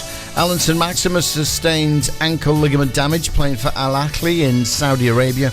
The former Magpies winger has 2 goals in 9 appearances for his new side, but his injury problems that hampered his time at St James's Park are still causing him issues at his new club. Sandro Tonali is set to hear his fate in the next 24 hours. Reports in Italy stated that the federal prosecutor Giuseppe Cine will meet with lawyers acting for Tonali today for what amounts to plea bargaining. An announcement confirming the players' punishments for involvement in illegal sports betting will then follow, with the expectation that it will come before Newcastle's Champions League game tomorrow. And finally, a blanket ban on him playing for football for at least the remainder of the current season appears inevitable amid fears that a lengthier sanction could follow. Steve and Rye. The North East Footy Breakfast. Right across the Northeast, the red, the count and the tune. Right. Just on that Tonali ban as well. So you would think that if he gets a 12-month ban, it is reduced to 6 months. That would start from this weekend, right? It wouldn't be backdated or anything like that. So I'm guessing he's going to miss the next 6 months of football, which pretty much writes out the rest of this season. Correct. If I'm correct, and then he's not back till start of next, if into a little bit of that. So interesting to see, that how much football he's actually going to miss there in the Champions League and stuff like that. And I guess the blessing in disguise is that they've got January around the corner. Not that they need the backup or the thing, but would he still be on getting paid? Do we know? Because if you're banned from football, does Ivan Toney, was he still getting his weekly wages? I've got no idea. All depends. Yeah. All depends on his contract. All depends on what I guess it says what the legal system says as well, that if you're banned from football and you will not receive any revenue. I mean, how does one survive for that? 6 or 12 months. From the money that you've been on. Is there anything in his contract that would cover exactly what the situation is right now? I'm not sure, but is it gross misconduct? I don't think it's exactly gross misconduct, is it? It's Do they put that in contracts though? Like, obviously, if I'm injured long term, then you will pay me or whatever. But if I stuff up and you find me that I'm betting illegally, you'll also pay me. I mean, it seems like a wild line to put in a contract. The incident hasn't taken place while he's been in Newcastle. Exactly. Yeah. That's the other thing that sort of becomes a bit difficult. And I mean, far be it from me to feel sorry for Newcastle. That's not me nature. But it leaves them in this weird situation where they've bought a player. I feel, this is just my opinion for any of the legal people out there. Dave's now sweating. but you've got to feel that AC Milan's known about this. And they've sold him before. They've thought, right, let's cash in. Let's get the kid who's been our captain and the childhood fan of this club and sell him. Yeah. And his dad's a smell of rat. Partner. Yeah, it beggars belief that if they didn't know anything about it, or and you would think the legal prosecution didn't just start last Tuesday. Do you know what I mean? It wasn't. I doubt. It beggars belief that the lawyers got together last Tuesday and they're like, time to act. Do you know what I mean? Surely this has been brewing for some time, and I think I couldn't. It can't. The thing is, it's not proven. We don't know. We can't say without confidence that they did know, or and I don't think maybe we'll ever know. Do you know what I mean? And maybe it's just something, but obviously he's a Newcastle player now. AC Milan will think, well, we got rid of him, whether they were guilty or not. They'll be like, it was not our player, even though it did happen while he was an AC Milan player. So it's incredible to see there, like, what happens to a player, after they leave your club, but are affected at that club with something that happened while they were in your team. It's like Chuba Akpom or even Danny Bath or even Ross Stewart. Do you know what I mean? Ross Stewart yet to play for Southampton. Imagine he comes back get injured filling out a betting slip. Yeah, exactly. Yeah, imagine now it turns out that Ross Stewart did something while he's at Sunderland. Who picks up the bill there? Because they've missed out with him from injury, and then he turns around and gets banned for 6 months. I'm not saying but it's just a scenario there that it's just wild, isn't it? Yeah. Anyway, lads, we do need to talk about tonight's football because we have got some amazing games. We've got Sunderland travelling down to Leicester. We've got the Boro heading down to Norwich to take on the Canaries. And what will be two tantalising fixtures. We could see Middlesbrough overcome Sunderland in the league points table and overtake them. But we could also see Sunderland get firmly back up into that top six. And pretty much would be a big upset to get over to Leicester as well. We've heard the lads' predictions earlier. We obviously are missing a Steve Wraith, but we will close the show out by talking about these games, getting some more, some more rounded thoughts from the lads. And we're also going to talk about some favourite goal celebrations for the last 15 minutes or so for your morning breakfast show here on the Northeast Brekky Show. And we'll talk about that David Weeder knee slide, because doing that in jeans, man, that was impressive. And we'll start off with Sunderland going down to Leicester.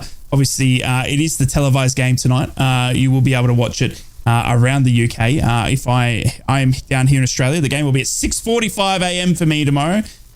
So I'll be up at 6:45 a.m. to do and watch along for the Boro. I'll have a bit of breakfast chat with you then, mate. Yeah, it'll be tea, toast, and waking the neighbours early up for work. I will be tomorrow because I'm expecting some goals there.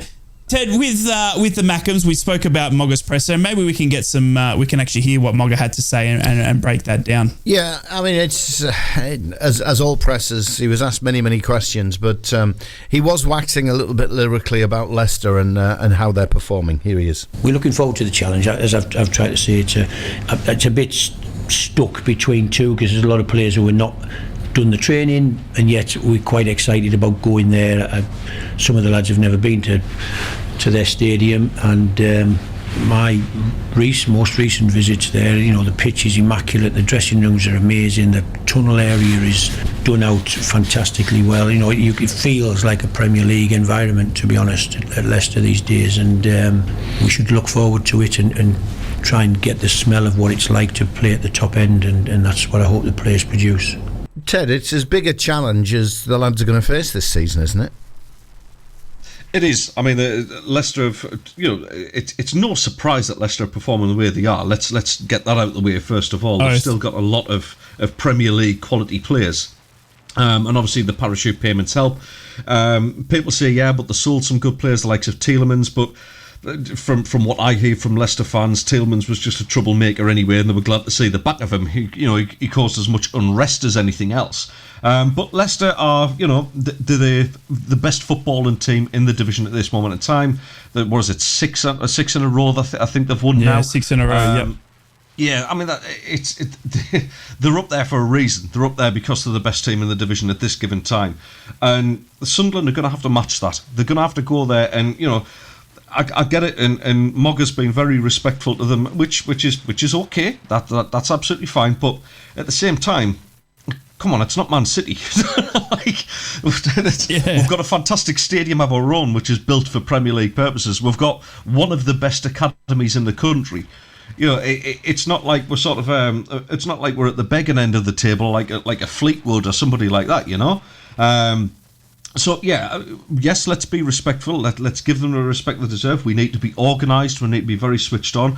As Rai said earlier, there's going to be goals in this game. Leicester do not fire blanks, so to speak. So we're going to have to be very, very switched on at the back. But also we've got to have that confidence in our ability going forward. Whoever plays up top, whether we play with this false nine, whether we take a risk and actually play a striker tonight, we need to show that will to get into the final third, link up the way we know we can, and actually get some goals and give Leicester something to think about, because we are a good footballing side. It's going to be interesting for me is the battle between Mogga, who is a very well-experienced, well-versed, well-travelled manager, against Enzo Maresca, and I hope I pronounced that correctly.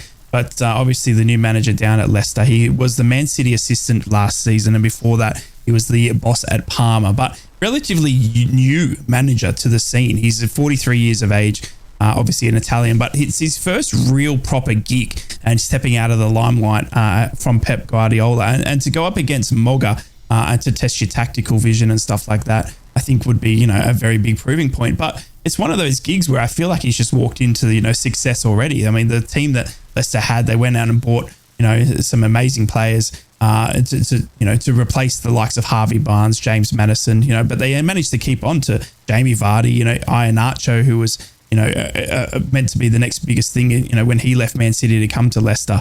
So they've got an amazing squad still there. And I feel like Enzo's, kind of being kissed on the forehead here with the job he's been given. So it's interesting for me to see when a club, that is on a good run of form, that has the player base, has the money, comes up against a tactician like Mogga. And I'd love to see the battle there of wits, tactical wise, whether Mogga was getting into the mindset. We heard him say, maybe I don't have the strike force or strikers that are proven in the championship, whether that was to send a bee up their bonnet or something like that. You don't know. Maybe it wasn't. Maybe there was a bit of like reverse psychology, like you said, Ted, there. So it's interesting to me to see. I always like looking at the battle of the managers as well, with Enzo being quite young in his career and Mogga, really, one of the more experienced and well-versed managers in the league. Yeah, it is a great point you make. I mean, you look at the last assistant that Pep had before Maresca, which was obviously Arteta, who also walked into quite a decent job as well, apparently. Exactly. They have been blessed, but with that comes the pressure that goes with it. Leicester are expected to go back up this season. That's a lot of pressure to take on for your first job. On the flip side of that, you got somebody like Steven Gerrard who walks into the Rangers job as his first gig, does really well in a two-horse league, and then obviously gets to Aston Villa and finds out it's a little bit more difficult than what you think it is, So it'll be interesting. I think Mogga's got to get Plan B right tonight, because if Plan A doesn't work, which is essentially tiki-taka football, we need Plan B to be correct, and we haven't got that right so far this season, I don't think. Yeah, I've seen Leicester play once this season, and like I obviously, comparing them to Burnley, who went up last season under Vince Kompany, and how badly Burnley have gone in the Premier League. When they walked in the Championship, it just shows you how big a vast gap it is still between Premier League and Championship football. I mean, Kompany and Burnley last season were unstoppable. I remember them getting promotion at Riverside. I'll never forget it. But I'll let it go. No, I'm kidding. I'll never forget it. And to see them still struggling in the Premier League is incredible. So it'll be interesting to see when Leicester are finally pushed, and I hope Sunderland can push them and Mogga can be a battle of the wits tonight. Yeah, sure. And on to Boro. We need to talk about the Boro, Dave, our beautiful Middlesbrough Smoggies, our beautiful men in red, as they travel down to the Canaries, and we look to pluck a few feathers, do we? The Middlesbrough boys up and firing. Obviously, we've got goals in us. We've got the squad depth. We've got everyone firing on all cylinders. We have got a fair few injuries to start worrying about, as we heard from Sunderland there and Mogga. And we got to talk about Michael Carrick and his glorious spear and hear what he had to say prior to the match. Yeah, it's I don't think you can almost judge. Well, certainly I won't judge Norwich on the results. I think we judge them as what they're capable of doing, how they're actually playing as well. And reminds me a little bit too like us when we were finding it more difficult to get results, but performances were there largely. And watching them over the last few weeks, very similar, very dangerous, very good with the ball, good going forward and create a lot of chances. Got some really good players, so you got to be really good to beat them. And so we're well aware that obviously the run is the run and results wise, but we're not looking at that at all. I think we know it'll be a tough game and we've got to be at our best to get the result we want. But they are a bogey team, and that's what concerns me. They are. Or should I say, because we stuffed them 5 last year, should I say Carrow Road's a bit of a bogey ground? That would be more accurate. It is, yeah, it is. I mean, even when we did, stuff them, we didn't play very well, did we? We conceded those first goals. I mean, Josh Sargent tore us apart down, at one end sort of thing. And, it was actually Aaron Ramsey in that first game. I don't know if you remember when he was on loan at Norwich. He tore us apart as well. But obviously, they're a different looking squad. They're a different looking team. Ben Gibson's still at Norwich as well. Could be interesting of Steve Gibson's nephew lining up for Norwich as well. But I still think Middlesbrough are going to go in there full of confidence. They would have, Carrick, the way he talks, isn't it? It's just like a fine wine, isn't it? I just sit there picturing his beard, the way he speaks. I'll have a glass of Carrick, please. I'll have a vintage 2023. It's just a great year and a great Carrick essence. But and it's a year to the day. It's a year to the day. No, it's a year to the day as well that he took over. So I mean, there's some sort of something there. For the people that can get into the conspiracies that it could be a big day, but it's going to be a tough test. It's going to, every away game, every game in the championship can throw up different strategies, different tactics, and whether a manager, now sets up them to stop Middlesbrough. I mean, obviously a couple of games ago when we were on that shocking run, you'd go, you'd come to Middlesbrough or verse Middlesbrough and you're thinking you're going to get an easy result and you're going to be able to walk them off the park. But now when we've had, 5-6 runs in a row of good wins, now all of a sudden you see teams like Birmingham coming up to shut up shop and play out from the back and really nullify our attack. And, it'll be interesting to see how Carrick can now manufacture, and again, that tactical battle between managers to see, how he can get Middlesbrough up and firing against what will be a tough game. But hang on, Norwich I've just realised something. What will he do tonight? Sorry. I've just realised something. So it's a year to the day since Carrick walked through the door. We've already got 17 points this season. Yep. Does that mean we're going up this year? Yeah, easy. Yeah, okay, of course. That's not even a question. I didn't even, of course we are. I mean, we were in a much worse position this time last year than we are now. I know. And I'm just going to close the window. There's a pig trying to get in.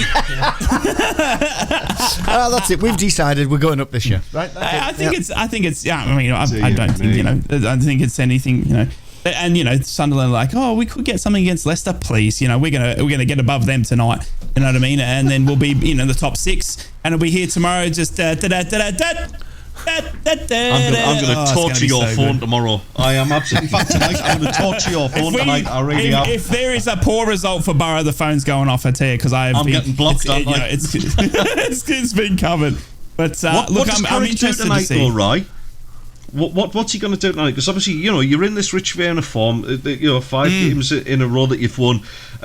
Obviously, maybe it's in the back of the minds that the Carrow Road hasn't been a happy hunting ground recently. Yep. Do you go there with an attack mindset, or do you kind of set up a little bit like what Birmingham did against you, of like sort of right, let's not lose this game? I think Carrick's attitude towards every game doesn't change. Don't think there's an attitude where he goes, right, we're going to go for this game or we're going to defend this game. I really think he sticks to his, and he said this, even when we were losing, that he sticks to his belief in what works as a football team, and that's possession. Possessive football playing out from the back. He loves that Seni Dieng is like an extra centre back. You'll have Petty McNair, Dale Fry controlling that ball almost from the midfield. You'll have Hayden Hackney, maybe Johnny Howson, or I would think Dan Barlaser keeps his spot. They will be the forefront of building Middlesbrough's attack. We'll hold on to the ball. We'll want to control the ball, and we'll want to use our flanks in Engel, Izzy Jones, those types of links. I think a Sammy Silvera could come in, but I don't think there's a different mindset for Carrick. I think there's a one football foundation that he believes in, and that is, possession, playing out from the back, which seems to be a lot of things, a lot of teams doing these days. We saw it last night with Tottenham playing out the back.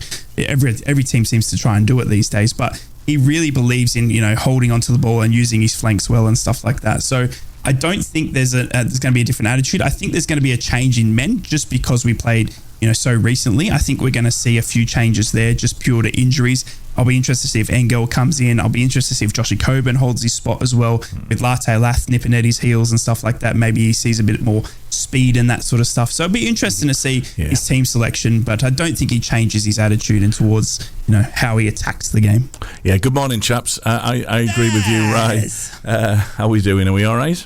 Good, mate. Yeah, very good. Great. Thank you so much. Yeah, I agree with you, Ray. I think there will be a few changes tonight. I think the Coburn's an interesting one.